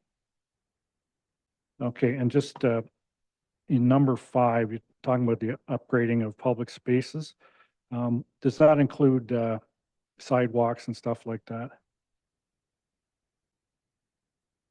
Through the mayor, it does. So part of the work that is being done in economic growth and community development services is the updating of our design guidelines, which will include a nod to the accessibility requirements there. And I'm not sure if Angelique wants to. Yeah, that's a great question again through you, worship. Again, it's in part of one of the goals or key actions that we do have in the next 4 years is to come up with a similar plan as some of the other larger cities have, like City of Kingston, City of London, for the design standards. So we would like to create something like that and then bring it forward for review. But we will be working on that in the next couple of years. It's in our key action items. Okay, thank you. I'm just when I go home tonight, I'm going to look at Amherst Drive and see how dark it is on the one side where the active transport thing is, but that's just my own hang up. Just another comment. So recreation services, you mentioned several times mobility issues, and I think doing well on that. Accessibility and autism come up quite a bit. And that's a tough one because it mentioned hockey and swimming. Well, I guess my experience with autism in the educational setting is there's a lot of things you can't control in that. And I would just caution as to how far does the township go in certain situations. Autism and hockey, well, there's going to be noise, and there's triggers that set these people off and so on. But that's just sort of thinking out loud. But thanks for the report. It was good. Any other questions, clarification at this time? Seeing none. The recommendation is that the report from the Corporate Services Department, November 27th, 2023, Loyalist Township Multi-Year Accessibility Plan 2024 to 2028 be received, and that the 2024 to 2028 Multi-Year Accessibility Plan be approved, and that staff be directed to report back annually with a status update on the plan. Do we have a mover? Counselor Park, so moved, seconded by Counselor Counselor Proderick. Any comments from the mover? Just wanted to say thanks to the staff for all the work on this. I'm sure it took a lot of time and a lot of effort to put this in, and we'll be watching to see new developments as they come forward. Seconder, any comments? Made yours. Any other comments from council? I would just like to thank the committee and the staff for developing this, and also to our deputy clerk for presenting to the Joint Accessibility Advisory Committee. It was very well received, and she proved very knowledgeable of the document as well, answering all questions quite fully at the meeting as well. So with that, I will call the question. All in favor? Motion is passed. Pre-budget approval. I see the director's stayed. Do you have any further information at this time? Nothing to add, Your Worship. Very good. Any questions for clarification at this time from staff? Or sorry, from council? Councilor Ennis. Thank you, through the mayor. What's the tandem truck used for mostly?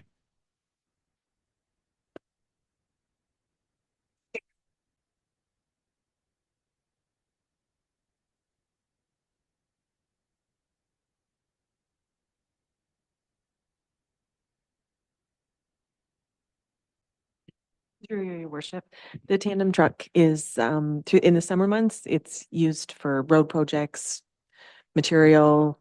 In the wintertime, it's used as a snowplow. It's one of our snowplows. Large truck snowplows. Any other questions for clarification at this time? Being none, the recommendation is that the report from the Corporate Services Department, December 11th, 2023, pre-budget approval be received, and that the chief planning and chief engineer partial year contract extensions receive pre-budget approval in the amount of $6,000 in 2024. The water and sewer financial plan and rate study received pre-budget approval in the amount of $50,000 in 2024, and that a tandem roll-off truck received pre-budget approval in the amount of $231,000 in 2024 and $321,000 in 2025. Do we have a mover? Counselor Budrick, so moved, seconded by Counselor Parks. Mover, any comments? Seconder? Comments? Anyone else? Call the question. All in favor? Motion is passed. Supplementary omitted tax. Further information? Any questions for clarification from council? Seeing none, the recommendation is that the report from the Finance Division, December 11th, 2023, re-supplementary / omitted tax billing be received for information. Do we have a mover? Deputy Mayor, so moved, seconded by Counselor Budrick. Any comments? Mover, seconder, anyone else? Call the question. All in favor? Motion is passed. Water and sewer user rates.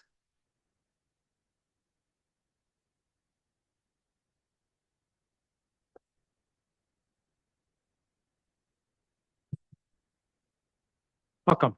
Another one of those new staff that we've worked with quite a bit. It wasn't reintroduced. Any further information at this time? We have one update, Your Worship. Could you just turn your mic on? All right, thank you. Sorry. So one update to Schedule 3 of the proposed bylaw in the waterworks section. Item 2 that references the water meter cost. We'd like to update that to $475 per water meter rather than the $425 in the in the draft to reflect the cost to the township. And item 8, the deposit for the keys is no longer required due to the upgrades to the water hauler system where we no longer require keys. So our apologies, but we should have removed item 8 as well.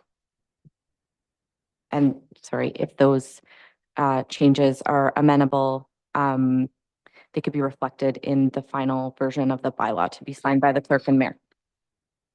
Thank you. Any questions for staff at this time? Councillor Broderick. I didn't have one, but since it was mentioned, so what kind of system are we using now for the water haulers as opposed to keys? Through you, Mr. Mayor, we have a cloud-based system that's accessible online via cell phone, tablet, that sort of thing. Any other questions for staff at this time?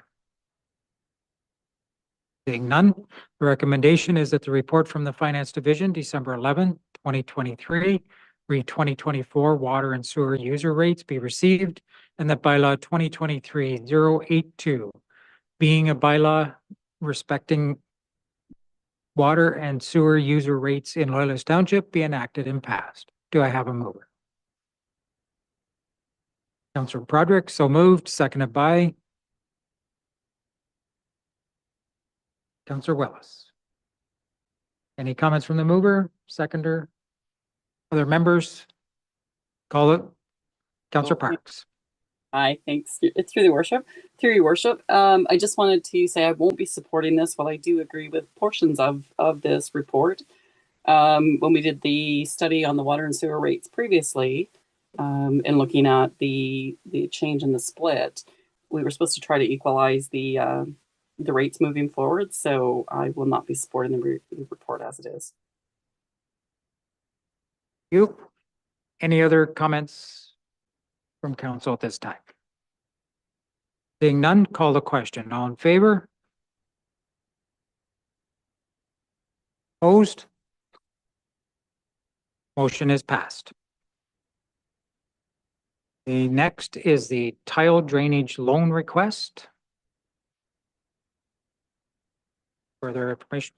Any questions for clarification for staff at this time? Being none, the recommendation is that the report from the Finance Division, December 11th, 2023, read tile drainage loan request be received, and that council support the loan application for property 1104 010 130 09905 at 1538 County Road 5, and bylaw 2023-092 being a rated bylaw imposing special annual drainage rates upon land in respect of which money is borrowed under the Tile Drainage Act be approved. Do we have a mover? Deputy Mayor, so moved, seconded by Councillor Ennis. Any comments from the mover, seconder, anyone else? Call the question. All in favor, please raise a hand. Motion is passed. Free use of Amherstview Community Hall.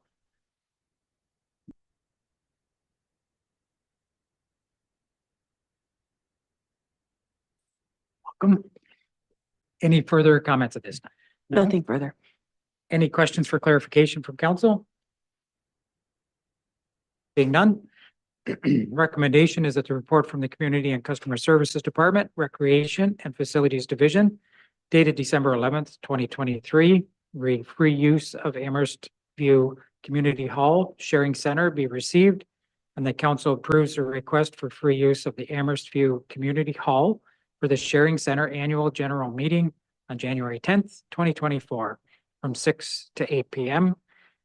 and direct staff to transfer $45.95 exclusive of tax from the Amherstview Community Hall free use budget account to the Amherstview Community Hall rental revenue budget account for 2024. Do we have a mover? Councillor Udrich, seconded by Councillor Willis. Any comments? Councillor Broderick. Just I guess a question or a comment, totally supported, but I'm just thinking down the road, I have I personally have faith in staff that this maybe shouldn't even got to us. It's a $45 thing, so I don't know if that's something we need to look at down the road because you probably spent more time organizing it than you did actually paying it out, right? Anyways, thanks. Potential future delegation of authority. Any other comments from council? Seeing none, call the question. All in favor? Motion is passed.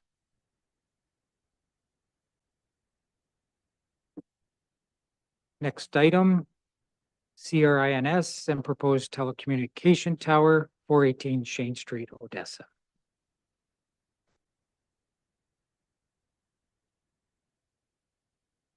Welcome. Any further information at this time? No, your worship, just for any questions. Any questions for clarification from council?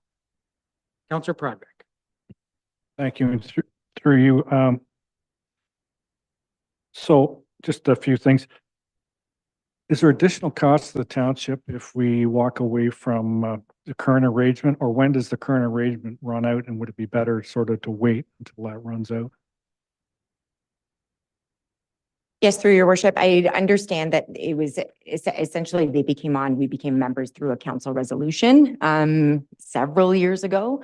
So there's no actual formal agreement that I understand has ever been signed. So but we would be in touch with them in order to close out any formal correspondence that they may require from us. If I may, just another follow-up question. In terms of staff and whatever needs to be done with this, is it going to overburden time, and like what's the staff commitment in terms of looking after whatever needs to be looked after for this tower? Yes, through you, there will be more staff resources required to this. It will obviously depend on how many towers are proposed, given that there has been several over the last several years. There is more service area covered now. So there was like a major influx at the beginning. I'm not sure how much we'll see in the future, but there will have to be more staff time dedicated than previous for sure. However, there isn't, the option doesn't appear to be here anymore to utilize them as a service provider. And last one, does it help any coverage in Wilton? 'Cause I don't seem to ever get coverage in Wilton when I'm there. Any other questions for clarification? Being none, recommendation is that the report from the Development Service Division, December 11th, 2023, reads CRINS and proposed telecommunication tower at 418 Shane Street, Odessa, be received, and that the Canadian Radio Communications Information and Notification Service no longer be authorized to review and process telecommunication tower facilities for Loyalist Township, and that the review of telecommunication towers be undertaken by Loyalist Township. That the Innovation, Science and Economic Development Canada process, including the default public consultation process for the construction of new telecommunication towers, be utilized as the basis for processing telecommunication towers, and council support the concurrence and installation of the proposed telecommunication tower facility located at concession 3 and part lot 34 and addressed as 418 Shane Street, Odessa. Do we have a mover? Councillor Prodrick, so moved, seconded by Councillor Willis. Any comments from the mover, seconder? Anyone else? See none, call the question. All in favor? Motion is passed. RFP for the Bath Connecting Link design.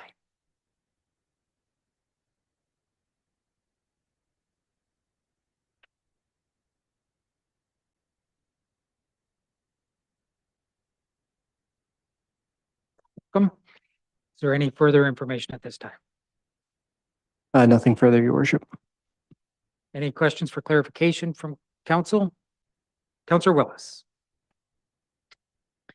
Through your worship, this has the potential to be quite a controversial project, project because people in Bath are concerned about roundabouts versus stoplights and things like that. Will there be some public engagement in this design process? And how will that work? Through you, Your Worship. Yes, we do have public engagement planned. It's allowed for within the contract itself. And as noted in the report, the initial meetings will be in the spring. The web page, there's already it's mostly just a placeholder right now, but there already is an entry on the project's webpage. And then as we've hired the consultant and they work through the process, we'll start to update information. Any other questions, for clarification at this time? Councillor Parks. Thank you. Councillor Willis beat me to those questions, so that's good. So actually, it's not a question, it's just a comment. So I'm not sure if this is the right time for it. Technically, after the motion is on the floor. Yeah, I'll wait. Oh, wait, sorry. Okay, we'll come back to you. Any other questions for clarification? Seeing none, the recommendation is that the report from the Engineering and Environment Division, December 11th, 2023, re-RFP 2023-53, Bath Connecting Link Design be received, and that bylaw number 2023-090, being a bylaw to authorize the mayor and CAO to enter into the agreement with the successful proponent for NRFP 2023-53, once finalized, be enacted and passed. Do I have a mover? Deputy Mayor, so moved, seconded by Councillor Parks. Any comments from the mover? Seconder? Yes. Thank you, through your worship. I just wanted to say thanks for staff for bringing this back. I know as Councillor Willis has noted that this can have a potential for some to be a very contentious issue. So it will be important to get that public input and discussion moving forward. Any other comments from council? Being none, call the question. All in favor? Motion is passed. Award of RFP 2023 Bath STP aeration upgrades. Any additional information at this time? Nothing further, Your Worship. Any questions for clarification from council? Councillor Prodrick. Through Your Worship, just a quick one. So on the third page of your report, it says the total cost is 1.4 million, give or take. So that the Canada's the government will pay half that through the agreement with the penitentiary services. Yes, through you, Your Worship, that's correct. So CSC pays based on a proportional, based on their usage, which is currently about 50%, but will change over time. Any other questions for clarification at this time? Seeing none. The recommendation is that the report from the Engineering and Environment Division, December 11th, 2023, re-award of RFP 2023-30, Bath STP aeration upgrades be received, and the bylaw 2023-093 being a bylaw to enter into an agreement with Peak Construction Group Limited for the Bath STP aeration upgrades be enacted and passed, and the council authorize the 2024 pre-budget approval in the amount of $328,500. Do we have a mover? Councillor Budrick, so moved, seconded by Councillor Parks. Any comments from the mover? Just quickly, this is thanks to staff for bringing this forward as quick as we are. Just when the math changes on the number of what is the consumption in Bath, CSC will be paying less. So this way we get them on the hook for a good chunk. Thanks. Seconder, any comments? Anyone else? Call the question. All in favor? Motion is passed. Thank you. Notice of motion. Are there any additional notice? Is there a notice of motion to be presented this evening?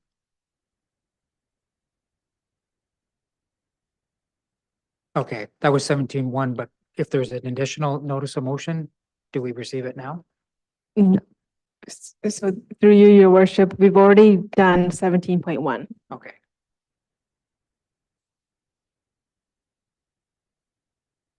Okay. I thought that only went for the one motion and that there could be others received this evening. If you could ask council members if there are any notice of motions. Yes. Yes. Okay. Or direct motions. I didn't word that well when I asked the question. Were there any notice of motions to be presented this evening? Seeing none, any direct motions to be presented this evening? Seeing none, we have the consent agenda. Are there any items that wish to be extracted this evening? Councillor Broderick. Could we just pull out item 20.1? 20.1. Any other items to be extracted this evening? Seeing none, recommendations is that that items 19 through 23, with the exception of 20.1 in the consent agenda dated December 11th, 2023, be approved as presented and that the necessary action be taken. Deputy Mayor, so moved, seconded by Councillor Ennis. Comments from the mover, seconder, other members? Call a question. All in favor? Motion is passed. 20.1, Public Transportation in Loyalist Rural Transit Study Report. Councillor Broderick. Thank you. I just want to acknowledge the report before it works its way through the process. It looks like an exciting opportunity for Loyalist and it's very thorough. And I would encourage anybody who's out there watching online, not on the World Wide Web, to take a look at it. It's a good report and I hope that we can move in that direction. Thank you. Thank you. So the recommendation is that the report from the Community and Customer Services Department, Public Works Division dated December 11th, 2023, Republic Transportation in Loyalist Rural Transit Study Report be received for information and the council received for information the 2023 Rural Transit Study, bringing commuter public transportation to rural Kingston, Gananoque, South Frontenac, and Loyalist, commissioned by the City of Kingston. Do we have a mover? Councillor Broderick, so moved, seconded by Councillor Boudreau. You spoke to anything further? Seconder? Other members? Seeing none, call the question. All in favor? Motion is passed.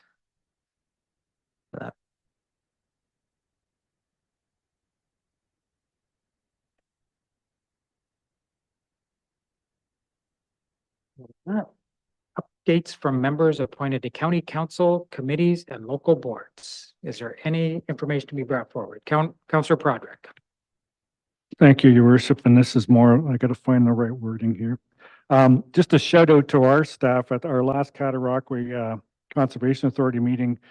Our authority board were talking in general discussion about, I guess to put it politely, who they like to work with, and they kudos to our staff. They said they're very professional and always liked dealing with our township staff. That's good to hear. Thank you. Any other items to bring forward this evening? Seeing none. Members' privilege. Any items to bring forward under members' privilege this evening? Seeing none.